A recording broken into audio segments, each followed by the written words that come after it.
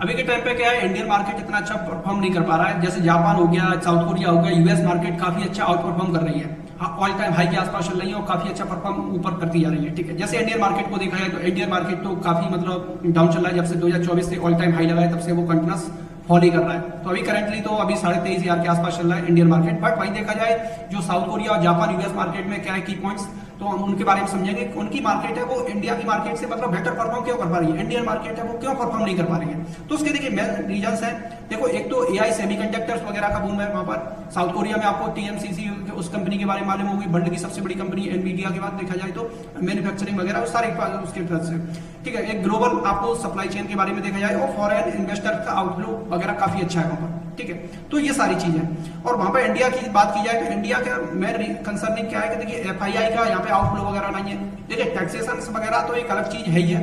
एक दूसरा Indian rupee ये कंटिन्यूस डेप्रिसिएट होता जा रहा है। अभी 95 के समथिंग चल रहा है यहाँ पर ये, और 100 के समथिंग आने वाले 1-2 महीने के समथिंग पहुंच जाए तो कोई बड़ी बात नहीं है। तो काफी तेजी से इंडियन जो रुपये है वो काफी डेप्रिसिएट हो रहा है। और एआई का यहाँ पे कोई मतलब नहीं है, ज्यादा इतना एक्सपोजर वगैरह इंडिया के अंदर है नहीं है। और अर्निंग्स वगैरह देखा जाए तो कंपनीज की इतनी बेटर हो नहीं पा रही है इंडिया के अंदर। तो वो सारी चीजें से है। और यहाँ पर देखा जाए तो साउथ कोरिया की जो मार्केट कैपिटलाइजेशन है $5 ट्रिलियन की हो गई है। ठीक है, साउथ कोरिया की जो स्टॉक मार्केट है इंडिया की बीट कर दिया है, इंडिया की स्टॉक मार्केट को। यहाँ पे $4.8 ट्रिलियन इंडिया की बची है और साउथ कोरिया की 5 पहुंच गई है।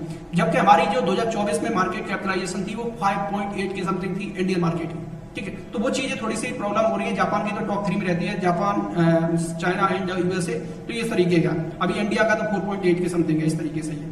बट इसी बीच आप क्या कर सकते हो, अगर मान लीजिएगा आपको इन्वेस्ट वगैरह करना हो तो आप इन्वेस्टिंग प्रो का यूज करके यहाँ पर काफी अच्छे रिटर्न्स जनरेट कर सकते हो यहाँ पर ये।